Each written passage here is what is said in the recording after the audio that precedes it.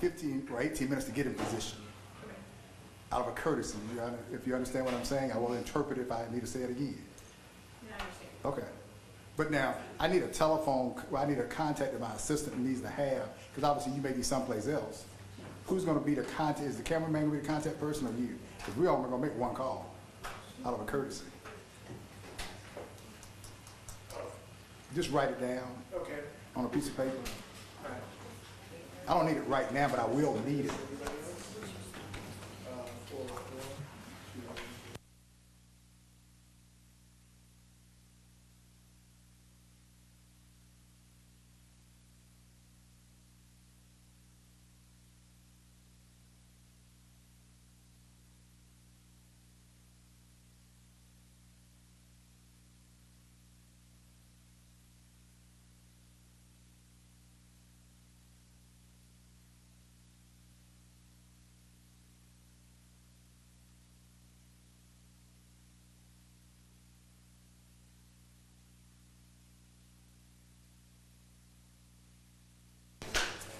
All right, ladies and gentlemen, also just to avoid disruption, if you just keep, you can move, but just keep your movement to a minimum.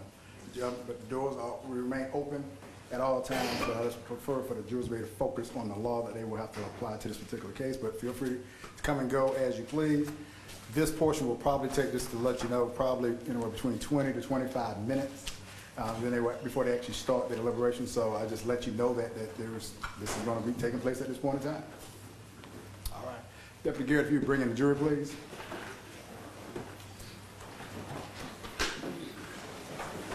Your Honor, Mr. James and I approach while they... Oh, sure. Come on up, Lori. Always, Lori. Come up, Lori.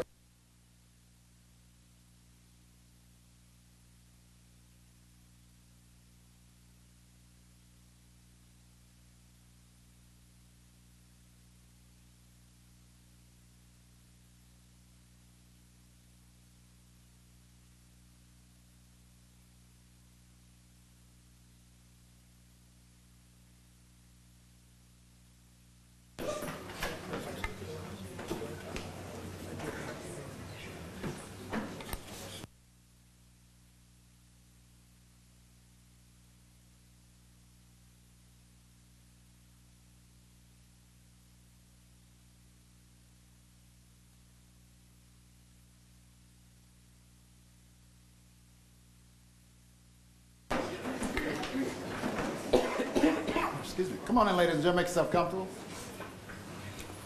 Come on in, ladies and gentlemen, make yourself comfortable. You may be seated in any seat. Just come on in, ladies and gentlemen, make yourself comfortable. Come on in, ladies and gentlemen, make yourself comfortable.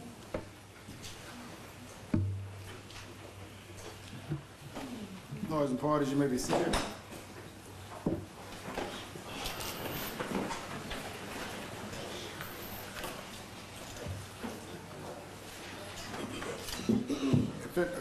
If they need pads, pencils, please provide that to them if they need them. We've got plenty of pads. If anybody need a pad, pencil, definitely. Garrett will give you whatever you need. Pad, pencils. Anybody else need a pad? Okay, there's another hand, Deputy Garrett. We need multiple pads. Would you grab several? Anybody else need a pad? Provide you whatever writing instrument you need. You have any more pads, Deputy Garrett, or you're out? I have some. You got more? Anybody, I said pads, anybody need a pencil? That's fine, he's coming. Anybody else need a pad or a pencil? I mean, we'll provide you whatever you need. Okay. Thank you, Deputy Garrett. Ladies and gentlemen, I will provide you the law at this point in time that applies to this particular case. You're more than welcome to take notes if you wish. But I will actually provide you with a copy, but you're more than welcome to take notes. Right now, what you want to write down, don't matter what you don't want to write. Leave it up to you.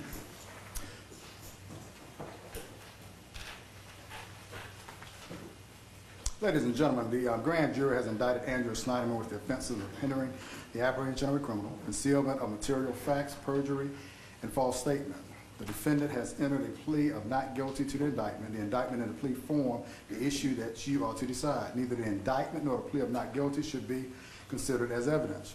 You will have out with you the indictment, and I will read that to you, although you're going to have it out with you. Also, you're going to have out with you a proposed verdict form in which you will have to make a decision to each and every count in the indictment. To all of these counts, Mrs. Sneiderman has entered a plea of not guilty, and she is presumed innocent unless and until proven guilty in a court of law. This is case number 13-CR-2413, the State versus Andrea Sneiderman. It was returned by the March term 2013 grand jury.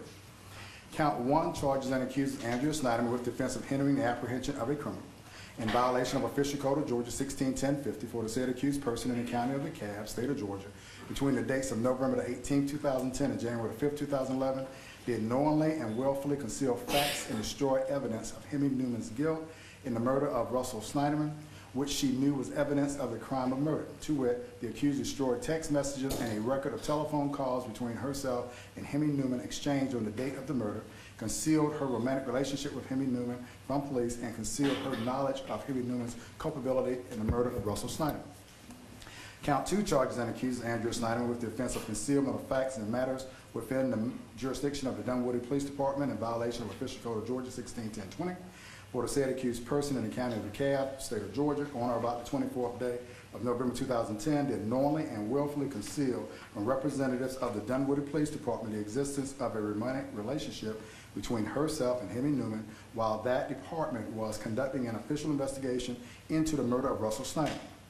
Count 3 charges and accuses Andrea Sneiderman with the offense of making a false statement in matters within the jurisdiction of the Dunwoody Police Department in violation of Official Code of Georgia 16-1020 for the said accused person in the County of DeKalb, State of Georgia, on or about the 5th day of January 2011, did knowingly and willfully make a false statement in a matter within the jurisdiction of the Dunwoody Police Department. To wit, accused told Lieutenant D. Barnes and Deputy Chief D. Size that she never suspected that Hemi Newman was involved in the murder of Russell Sneiderman prior to December 28, 2010. Count 4 charges and accuses Andrea Sneiderman with the offense of perjury in violation of Official Code of Georgia 16-1070 for the said accused person in the County of DeKalb, State of Georgia, on or about the 21st day of February 2012, having been given a lawful oath in a judicial proceeding, State versus Hemi Newman, 11 CR 1364, did make a false statement in a judicial proceeding material to a point in question, to it, that she did not have knowledge that Russell Sneiderman had been shot at the time she spoke to Donald Sneiderman prior to her arrival at Dunwoody Prep. Such statement being material to the issues surrounding the murder of Russell Sneiderman. Count 5 charges and accuses Andrea Sneiderman with the offense of making a false statement in matters within the jurisdiction of the Dunwoody Police Department in violation of Official Code of Georgia 16-1020 for the said accused person in the County of DeKalb, State of Georgia, on or about the 5th day of January 2011, did knowingly and willfully make a false statement in a matter within the jurisdiction of the Dunwoody Police Department. To wit, accused told Lieutenant D. Barnes and Deputy Chief D. Size that she did not know what had happened to Russell Sneiderman at the time she had arrived at Dunwoody Prep, when in fact she knew that Russell Sneiderman had been shot prior to her arrival at Dunwoody Prep. Count 6 charges and accuses Andrea Sneiderman with the offense of perjury in violation of Official Code of Georgia 16-1070 for the said accused person in the County of DeKalb, State of Georgia, on or about the 21st day of February 2012, having been given a lawful oath in a judicial proceeding, State versus Hemi Newman, 11 CR 1364, did make a false statement in a judicial proceeding material to a point in question, to wit, that she was not romantically involved with Hemi Newman, such statement being material to the issues surrounding murder of Russell Sneiderman. Count 7 charges and accuses Andrea Sneiderman with the offense of perjury in violation of Official Code of Georgia 16-1070 for the said accused person in the County of DeKalb, State of Georgia, on or about the 21st day of February 2012, having been given a lawful oath in a judicial proceeding, State versus Hemi Newman, 11 CR 1364, did make a false statement in a judicial proceeding material to a point in question, to wit, that none of Hemi Newman's feelings for her were ever returned, such statement being material to the issues surrounding the murder of Russell Sneiderman.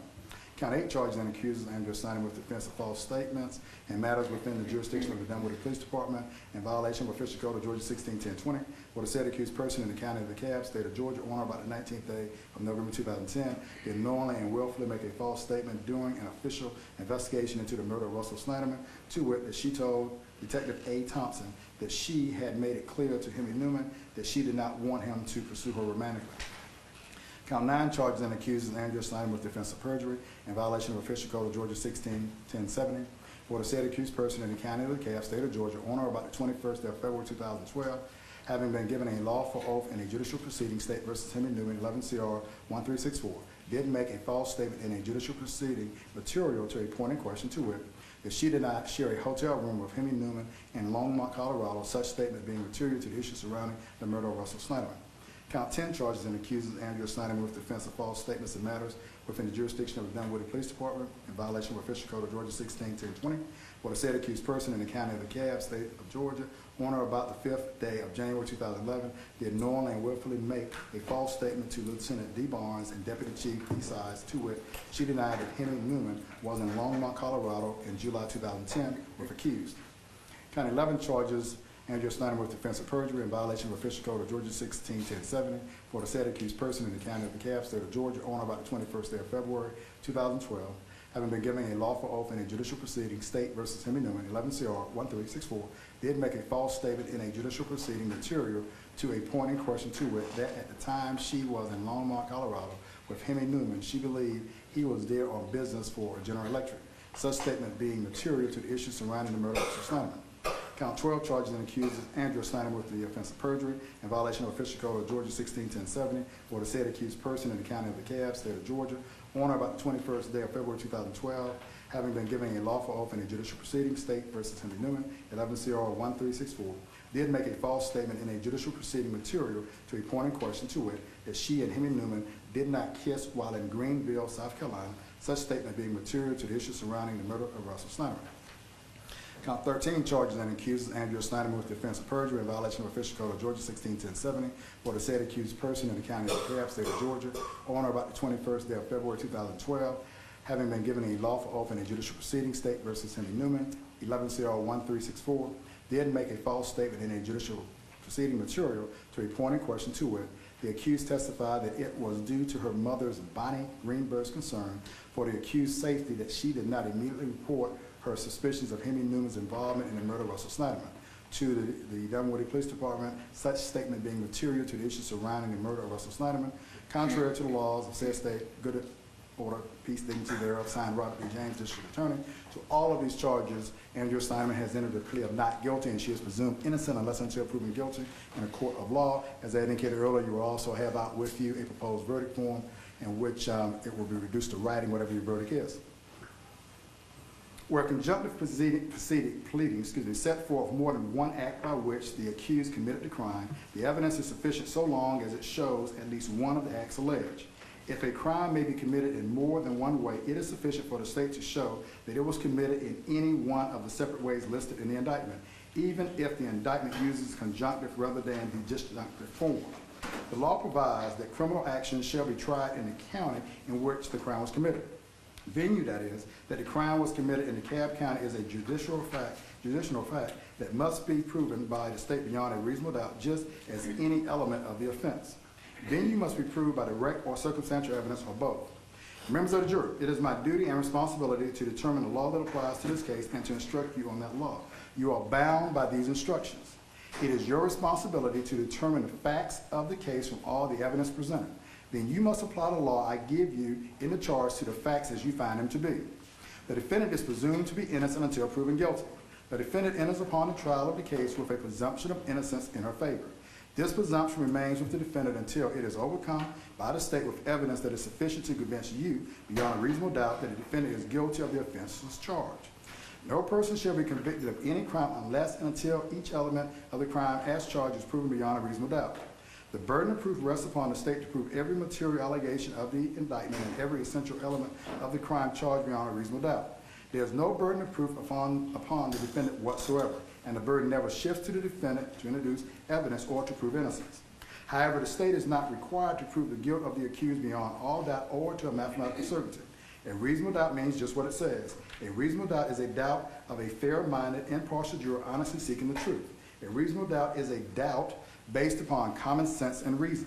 It does not mean a vague or arbitrary doubt, but it is a doubt for which a reason can be given, arising from a consideration of evidence, a lack of evidence, or a conflict in the evidence. After giving consideration to all the facts and circumstances of this case, if your minds are wavering, unsettled, or unsatisfied, then that is a doubt of the law, and you must acquit the defendant. But if that doubt does not exist in your minds as to the guilt of the accused, then you will be authorized to convict the defendant. If the state fails to prove the defendant's guilt beyond a reasonable doubt, it will be your duty to acquit the defendant. This defendant is charged with a crime against the laws of this state. A crime is a violation of a statute of this state in which there is a joint operation of an act and an intention. Intent is an essential element of any crime and must be proved by the state beyond a reasonable doubt. Intent may be shown in many ways, provided you, the jury, believe that it existed from the proven facts before you. It may be inferred from the proven circumstances or the acts and conduct, or it may, in your discretion, inferred when it is the natural and necessary consequences of the act. Whether or not you draw such an inference is a matter solely within your discretion. Intent can be general or specific. General criminal intent does not mean an intention to violate the law or to violate a penal statute, but means simply the intention to commit the act that is prohibited by a statute. Certain charges require specific intent, and I will instruct you specifically about those charges. This defendant will not be presumed to have acted with criminal intent, but you may find such intention or the absence of it upon a consideration of the words, conduct, demeanor, motive, and other circumstances connected with the act for which the accused is being prosecuted. Every person is presumed to be of sound mind and discretion, but this presumption may be rebutted. You may infer, if you wish to do so, that the acts of a person of sound mind and discretion are the product of that person's will, and a person of sound mind and discretion intends the natural and probable consequences of those acts. Whether or not you make any such inference is a matter solely within the discretion of the jury. Facts and circumstances that merely place upon the defendant a grave suspicion of the crime charged, or that merely rise a speculation or conjecture of the defendant's guilt, are not sufficient to authorize a conviction of the defendant. Your oath requires that you will decide this case based upon the evidence. Evidence is the means by which any fact that is put in issue is established or disproved. Evidence includes all the testimony of the witnesses, any exhibits submitted during the trial, and stipulations of the attorneys. That is, any facts to which the attorneys have agreed with approval of the court. Evidence does not include the indictment, the plea of not guilty, opening or closing remarks of the attorneys, or questions asked by the attorneys. The parties have entered into a stipulation that have been approved by the court about certain facts, testimony, documents, and exhibits. Where parties stipulate facts, this is in the nature of evidence. You will take that fact or those facts as given without the necessity of further proof. However, you are not required to do so. You make all decisions based upon the evidence in this case. Where parties stipulate testimony, documents, and exhibits only, this is in the nature of evidence. You may take that testimony as if it were given in court, and you may rely on it as if you find it to be credible. However, either party may dispute such testimony by other evidence. You make all decisions based on the evidence in this case. Evidence may be either direct or circumstantial, or both. In considering the evidence, you may use reasoning and common sense to make deductions and reach conclusions. You should not be concerned about whether the evidence is direct or circumstantial. Direct evidence is a testimony of a person who asserts that he or she has actual knowledge of a fact, such as an eyewitness, such as by personally observing or otherwise witnessing that fact. Circumstantial evidence is proof of a set of facts and circumstances that tend to prove or disprove another fact by inference. That is, by consistency with such fact or elimination of other facts. There is no legal difference in the weight you may give to either direct or circumstantial evidence.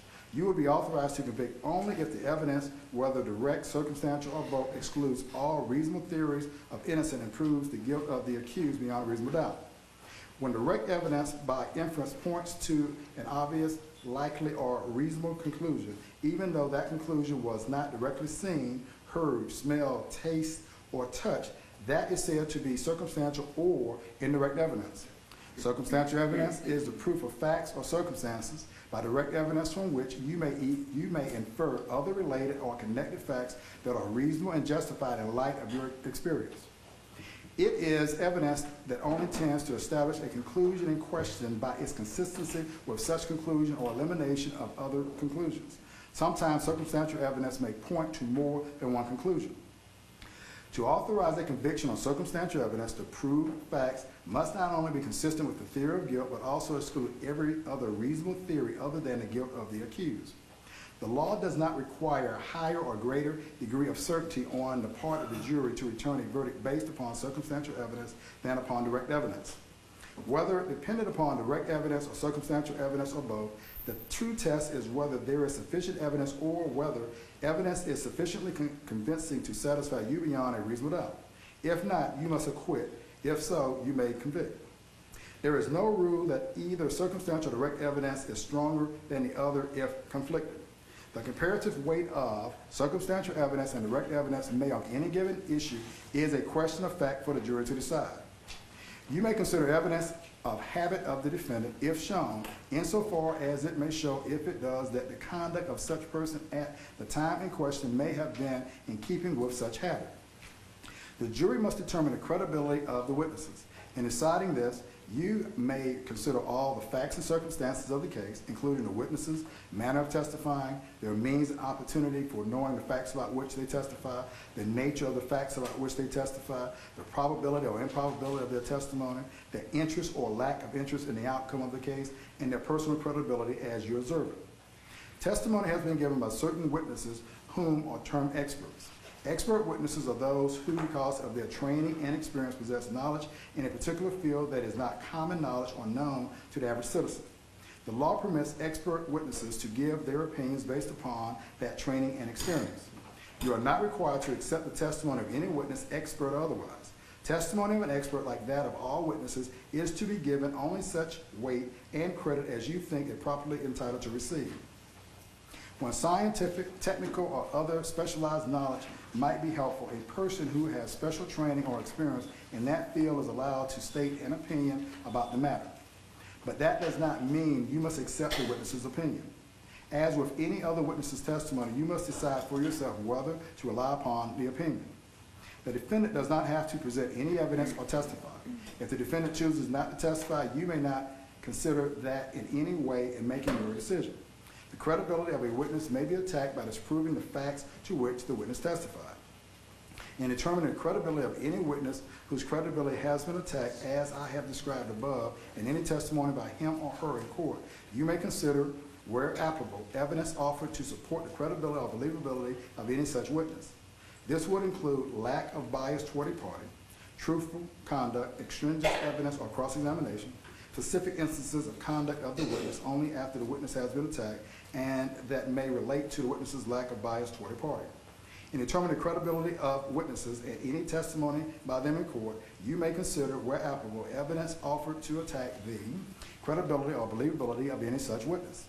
This would include evidence of bias toward a party shown by bad acts, extrinsic evidence, or cross-examination, specific instances of conduct of the witness in question that may relate to the witness in question's bias toward a party. You may determine whether there was evidence that a witness testified falsely about an important fact during the course of the trial as opposed to some other time before this trial. In so doing, you may make a determination whether the misstatement was because of an innocent lapse in memory or an intentional attempt to deceive. You should consider all of the facts and circumstances of any prior statements. The testimony of a single witness, if believed, is sufficient to establish a fact. Generally, there is no legal requirement of corroboration of a witness provided you find the evidence to be sufficient. An exception to this rule is made for the offense of perjury. The testimony must be supported by other evidence of some type that supports a finding that the offense was committed. It is not required that supporting evidence be sufficient to warrant a conviction or that the testimony be supported in every material particular. In order to convict, that evidence, when considered with all of the other evidence in the case, must be sufficient to satisfy you, beyond a reasonable doubt, that the accused is guilty. A person to whom a lawful oath or affirmation has been administered commits perjury when, in a judicial proceeding, that person knowingly and willfully makes a false statement material to the issue or point in question. The testimony of a single witness is generally sufficient to establish a fact. However, in certain cases, including prosecutions for perjury, the testimony of a single witness is not sufficient. There must be corroboration. Nevertheless, corroborating circumstances may dispense with the necessity for the testimony of a second witness. Perjury is the willful assertion as a matter of fact, opinion, belief, or knowledge made by a witness in a judicial proceeding as part of the witness's evidence and given in open court. Such assertion being known to such witness to be false and being intended by the witness to mislead the court, jury, or person holding proceeding. The question of whether particular statements were material depends upon the nature of the proceeding and the matters at issue, and can be determined in each case that case only. One test of materiality being whether the alleged false statements could have influenced the decision as to the question at issue. When a party or witness testifies on a material issue, either as part of the case in chief or in a defense, the credibility of the witness becomes relevant, and so matters relevant to the witness's credibility and collaterally material to the issue about which witness is testifying are material for purposes of perjury. Perjury may be assigned on false testimony going to the credit of a witness. If a witness testifies to a material issue at trial, then false testimony going to the credibility of that witness likewise can be considered material. Whether the false statement was material is normally an issue for the jury. A person commits the offense of hindering the apprehension or punishment of a criminal when, with intention to hinder the apprehension or punishment of a person whom he knows or has reasonable grounds to believe has committed a felony, he conceals or destroys evidence of the crime. A person who knowingly and willfully makes a false, fictitious, or fraudulent statement or representation in any matter within the jurisdiction of any department or agency of state government or of the government of any county, city, or other political subdivision of the state shall be guilty of the offense of false statements. As to the charge of false statements, the state must prove beyond a reasonable doubt that the defendant knew that the statement was false. A person who knowingly and willfully falsifies, conceals, or covers up by any trick, scheme, or device a material fact in which any matter within the jurisdiction of any department or agency of state government or of the government of any county, city, or other political subdivision of this state shall be guilty of the offense of concealment of facts. The state must prove beyond a reasonable doubt that the defendant had the intention to conceal a material fact from the government. Silence or non-disclosure is not an affirmative act. By no ruling or comment from the court has made during the progress of this trial has the court intended to express any opinion upon the facts of this case, upon the credibility of the witnesses, upon the evidence, or upon the guilt or innocence of the defendant. One of your first duties in the jury room will be to select one of your number to act as foreperson who will preside over your deliberations and who will sign the verdict to which all 12 of you freely and voluntarily agree. You must start your deliberations with an open mind. Consult with one another and consider each other's views. Each of you must decide this case for yourself, but you should do so only after a discussion and consideration of the case with your fellow jurors. Do not hesitate to change an opinion if you are convinced that it is wrong. However, you should never surrender an honest opinion in order to be congenial or to reach a verdict solely because of the opinion of the other jurors. You are only concerned with the guilt or innocence of the defendant. You are not to concern yourselves with punishment. Your verdict should be a true verdict based upon your opinion of the evidence according to the laws given you in this charge. You are not to show favor or sympathy to one party or the other. It is your duty to consider the facts objectively without favor, affection, or sympathy to either party.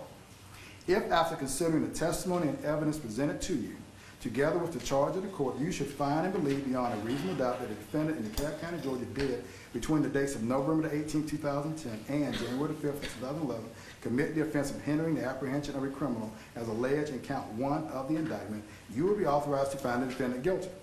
In that event, the form of your verdict will be, we the jury find the defendant guilty. If you do not believe that the defendant is guilty of hindering the apprehension of a criminal, or if you have a reasonable doubt as to the defendant's guilt, then it will be your duty to acquit the defendant. In which event the form of your verdict will be, we the jury find the defendant not guilty. If after considering the testimony and evidence presented to you together with the charge of the court, you should find and believe beyond a reasonable doubt that the defendant in DeKalb County, Georgia did on or about November 24, 2010, commit the offense of concealment of material facts as alleged in count 2 of the indictment, you will be authorized to find the defendant guilty. In that event, the form of your verdict would be, we the jury find the defendant guilty. If you do not believe that the defendant is guilty of concealment of material facts, or if you have a reasonable doubt as to the defendant's guilt, then it will be your duty to acquit the defendant. In which event the form of your verdict will be, we the jury find the defendant not guilty. If after considering the testimony and evidence presented to you together with the charge of the court, you should find and believe beyond a reasonable doubt that the defendant in DeKalb County, Georgia did on or about January 5, 2011 commit the offense of false statement as alleged in count 3 of the indictment, you will be authorized to find the defendant guilty. In that event, the form of your verdict will be, we the jury find the defendant guilty. If you do not believe that the defendant is guilty of false statements, or if you have a reasonable doubt as to the defendant's guilt, then it will be your duty to acquit the defendant. In which event, the form of your verdict will be, we the jury find the defendant not guilty.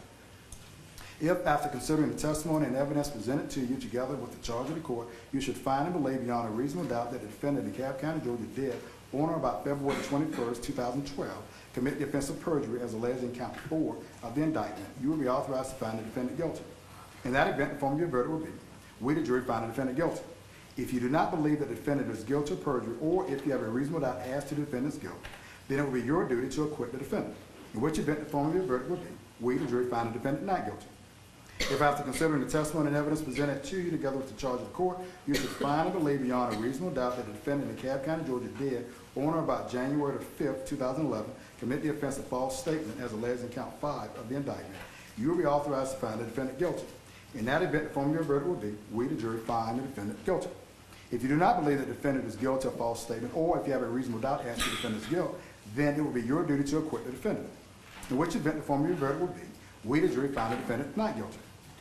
If after considering the testimony and evidence presented to you, together with the charge of the court, you should find and believe beyond a reasonable doubt that the defendant in DeKalb County, Georgia, on or about February 21st, 2012, committed the offense of perjury as alleged in count 6 of the indictment, you will be authorized to find the defendant guilty. In that event, the form of your verdict will be, we, the jury, find the defendant guilty. If you do not believe that the defendant is guilty of perjury, or if you have a reasonable doubt as to the defendant's guilt, then it will be your duty to acquit the defendant. In which event, the form of your verdict will be, we, the jury, find the defendant not guilty. If after considering the testimony and evidence presented to you together with the charge of the court, you should find and believe beyond a reasonable doubt that the defendant in DeKalb County, Georgia did, on or about February 21st, 2012, commit the offense of perjury as alleged in count 7 of the indictment, you will be authorized to find the defendant guilty. In that event, the form of your verdict will be, we, the jury, find the defendant guilty.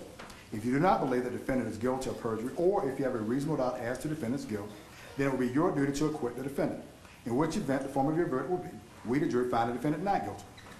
If after considering the testimony and evidence presented to you together with the charge of the court, you should find and believe beyond a reasonable doubt that the defendant in DeKalb County, Georgia did, on or about November the 19th, 2010, commit the offense of false statement as alleged in count 8 of the indictment, you will be authorized to find the defendant guilty. In that event, the form of your verdict will be, we, the jury, find the defendant guilty. If you do not believe that the defendant is guilty of false statement, or if you have a reasonable doubt as to the defendant's guilt, then it will be your duty to acquit the defendant. In which event, the form of your verdict will be, we, the jury, find the defendant not guilty. If after considering the testimony and evidence presented to you together with the charge of the court, you should find and believe beyond a reasonable doubt as to that the defendant in DeKalb County, Georgia did, on or about February 21st, 2012, commit the offense of perjury as alleged in count 9 of the indictment, you will be authorized to find the defendant guilty. In that event, the form of your verdict will be, we, the jury, find the defendant guilty. If you do not believe that the defendant is guilty of perjury, or if you have a reasonable doubt as to the defendant's guilt, then it will be your duty to acquit the defendant. In which event, the form of your verdict will be, we, the jury, find the defendant not guilty. If, after considering the testimony and evidence presented to you, together with the charge of the court, you should find and believe beyond a reasonable doubt that the defendant in DeKalb County, Georgia did, on or about January the 5th, 2011, commit the offense of false statement as alleged in count 10 of the indictment, you would be authorized to find the defendant guilty. In that event, the form of your verdict will be, we, the jury, find the defendant guilty. If you do not believe that the defendant is guilty of false statement, or if you have a reasonable doubt as to the defendant's guilt, then it will be your duty to acquit the defendant. In which event, the form of your verdict will be, we, the jury, find the defendant not guilty. If, after considering the testimony and evidence presented to you, together with the charge of the court, you should find and believe beyond a reasonable doubt that the defendant in DeKalb County, Georgia did, on or about February 21st, 2012, commit the offense of perjury as alleged in count 11 of the indictment, you will be authorized to find the defendant guilty. In that event, the form of your verdict will be, we, the jury, find the defendant guilty. If you do not believe that the defendant is guilty of perjury, or if you have a reasonable doubt as to the defendant's guilt, then it will be your duty to acquit the defendant. In which event, the form of your verdict will be, we, the jury, find the defendant not guilty. If, after considering the testimony and evidence presented to you with the charge of the court, you should find and believe beyond a reasonable doubt that the defendant in DeKalb County, Georgia did, on or about February 21st, 2012, commit the offense of perjury as alleged in count 12 of the indictment, you would be authorized to find the defendant guilty. In that event, the form of your verdict will be, we, the jury, find the defendant guilty. If you do not believe that the defendant is guilty of perjury, or if you have a reasonable doubt as to the defendant's guilt, then it will be your duty to acquit the defendant. In which event, the form of your verdict will be, we, the jury, find the defendant not guilty. If, after considering the testimony and evidence presented to you together with the charge of the court, you should find and believe beyond a reasonable doubt that the defendant in DeKalb County, Georgia did, on or about February 21st, 2012, commit the offense of perjury as alleged in count 13 of the indictment, you will be authorized to find the defendant guilty. in which event the form of your verdict will be, we, the jury, find the defendant guilty. If you do not believe that the defendant is guilty of perjury, or if you have a reasonable doubt as to the defendant's guilt, then it will be your duty to acquit the defendant. In which event the form of your verdict will be, we, the jury, find the defendant not guilty. Whatever your verdict is, it must be unanimous. The verdict must be in writing and signed by one of your members as a foreperson, dated and returned and published here in open court. In a few moments, you will retire to the jury room. However, do not begin your deliberations until you receive the indictment and any evidence that has been omitted during the course of the trial.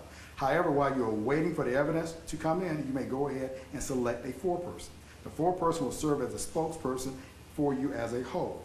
At this point, Deputy Garrett will escort you into the jury room. Jurors number, if you remember your numbers, 61, 66, and 72, just remain with Deputy Garrett in my hallway. I'm gonna have some special instructions for you momentarily. And if you do not remember your numbers, I will give you your initials. Jurors number 61, 66, and 72, remain with Deputy Garrett momentarily in the hallway. I have some special instructions for you. If you do not remember your numbers, I will give you your initials. 61, 66, and 72, remain with Deputy Garrett in the hallway momentarily. I have some special instructions for you.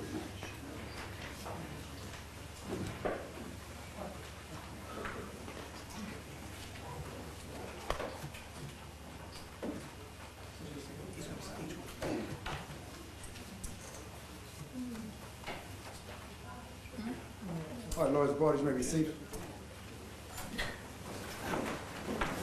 Any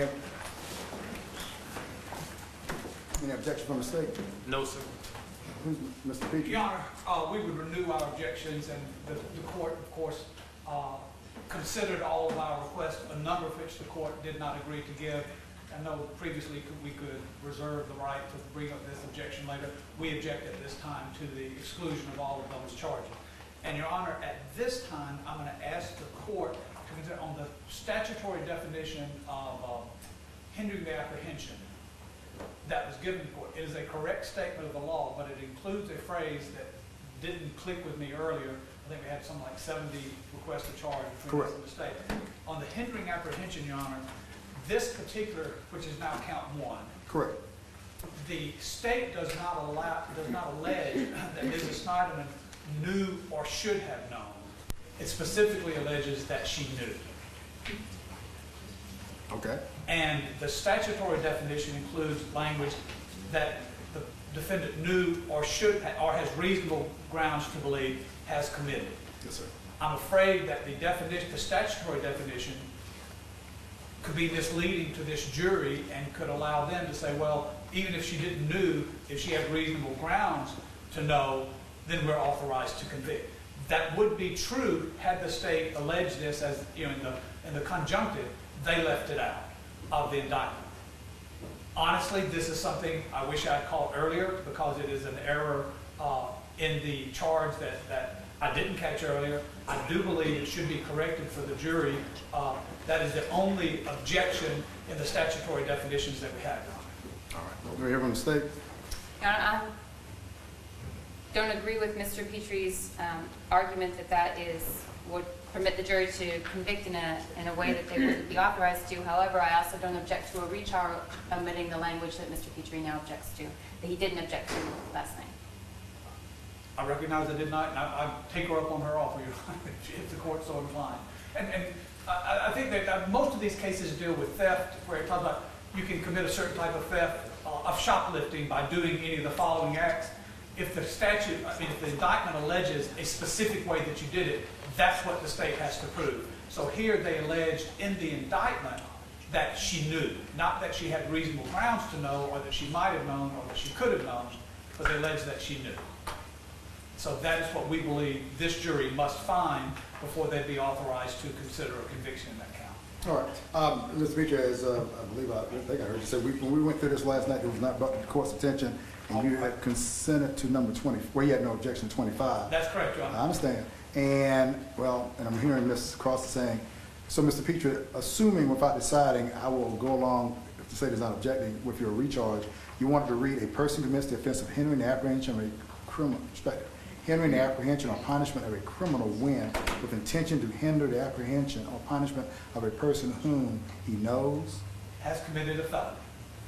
and delete, he knows, and delete the language. Or has reasonable grounds to believe, Your Honor. And Right, that's what I don't make sure we're on the same page. You want me to delete after O?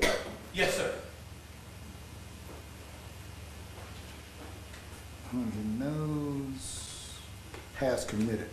That is correct, Your Honor, and you're exactly right. I did not object to this earlier because it's That's fine. a direct recitation of the statute, but the peculiarities of this count weren't clicking with me. Not a problem, Counselor. What I'm gonna do, lawyers, yeah, I have a problem. The state has no objection to it, although there was no objection, but I have no problem bringing it back out, and we'll make that change, Ms. Jeffries. Not a problem. Thank you, sir. Anything else? No, sir.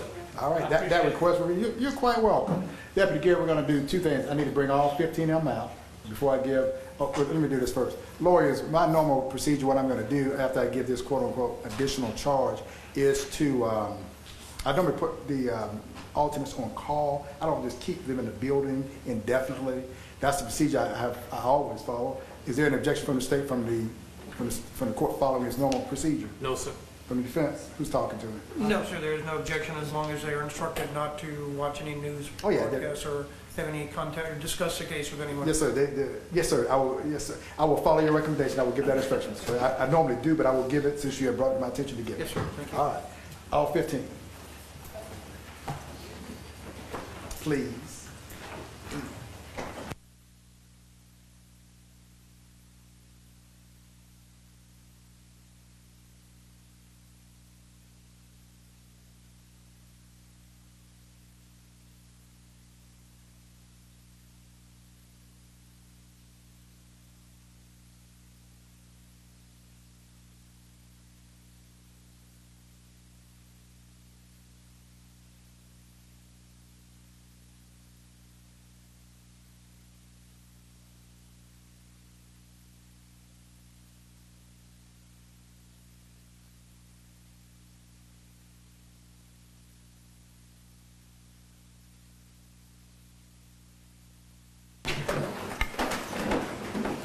Come on in, ladies and gentlemen. Come on in, ladies and gentlemen. Make yourself comfortable. Come on in, ladies and gentlemen. Make yourself comfortable. You can sit in any seat. You don't have to sit in any assigned seat. Just come on in, ladies and gentlemen.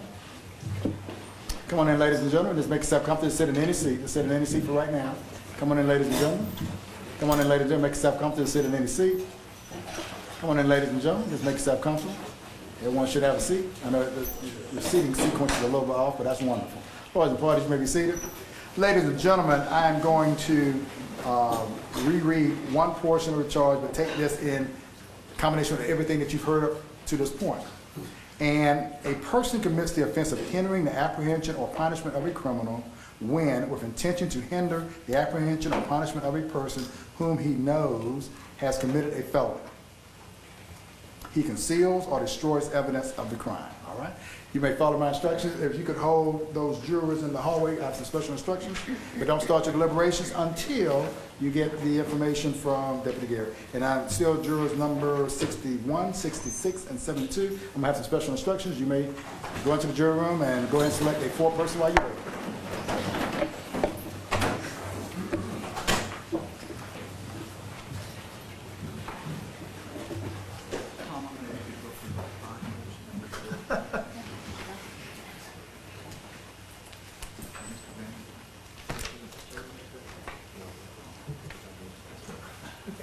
Lawyers and parties, you may be seated. Any other thing from the state? No, Your Honor, I thank you. I'm sorry, from the state first.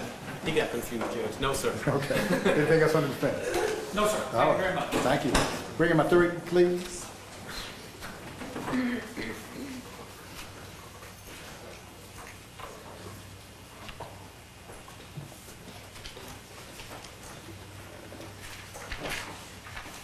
All right, ladies, make sure. And you should be, we don't raise your hands right now, but you should be 61, 66, and 72. And let me just confirm and make sure.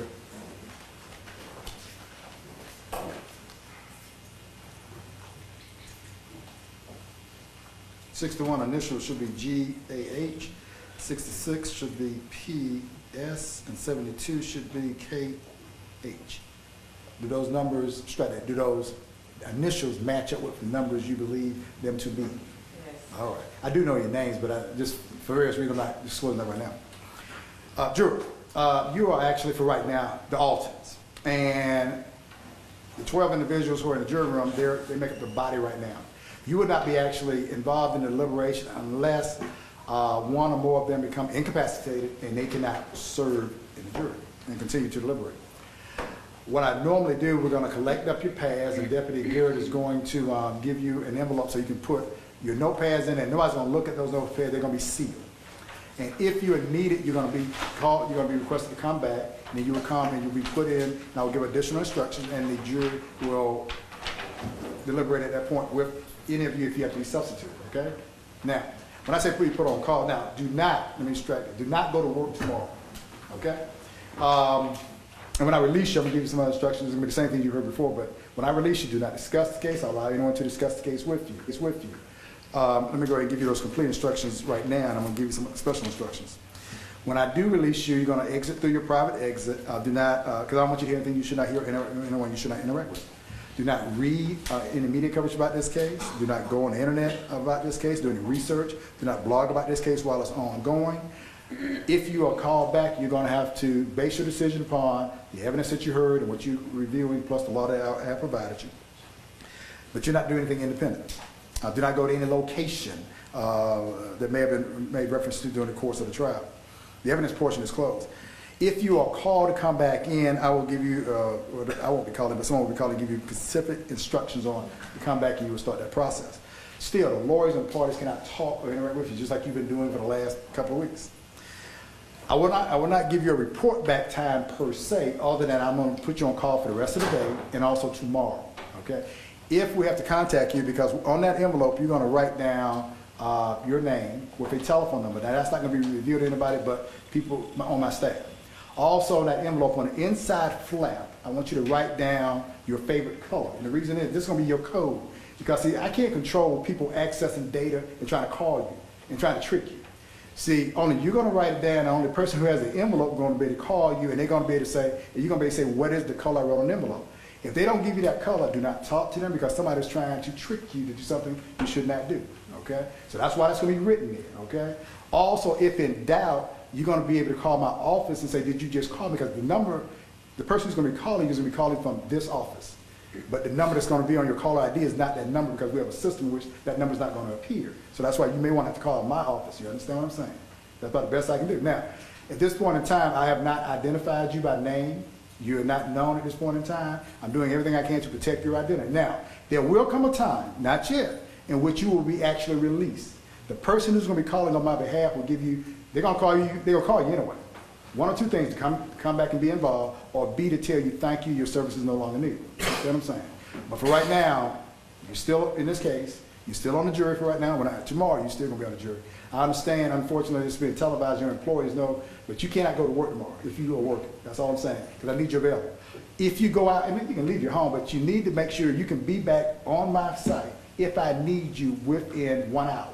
I'm giving you some flexibility. You know, if you're working in your yard, I'm just using an example, have your cell phone with you so that if it's vibrating or buzzing, you can answer the phone, because when we call, we're going to need you. Okay, you understand what I'm saying? And that's all I'm going to do for right now, give you those instructions. Any questions about logistics? Wonderful. No questions by you. Just make sure you put your notes in there. And also, Deputy Garrett is going to take your badge for right now. He has a letter that has been prepared at my request indicating that you've been here since Friday, filling out the question all that time. So if you need it for your employer, if and when you go back, and that may say through the day, if it needs to go through tomorrow, that'll be fine. I can get that changed and updated, okay? But you understand, don't talk to anybody on the phone unless they give you that code that you're going to write down.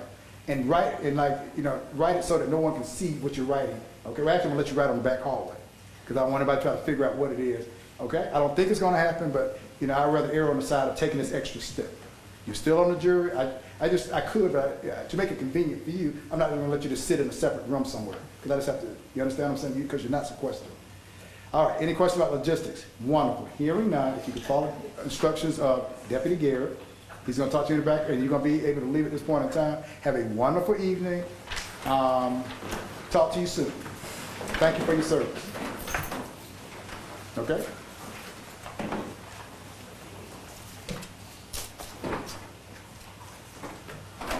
Don't forget to write down that code, please. Lawyers and parties may be seated. Lawyers, if you would approach Kelly, you may have done this already, if there's an agreement on what should go out to the jury, those items, as we normally do, if you could put them on this is my term, the far banister on which you agree to. If there's a disagreement, I will come back in and resolve those issues. I'm just going to step away for a moment. You can contact Kelly, and I will come back and resolve those issues before those items go out. How much time do you need, Laura? I know it's a lot of items, but you've been keeping a list. I think 10 minutes should be it. Okay, is that 10 real minutes? Yes, sir. All right. What you got? I'm gonna give you 10 minutes, and it'll be 10. Mr. Deputy, it's gonna be 10 minutes, real minutes. All right. 1 second.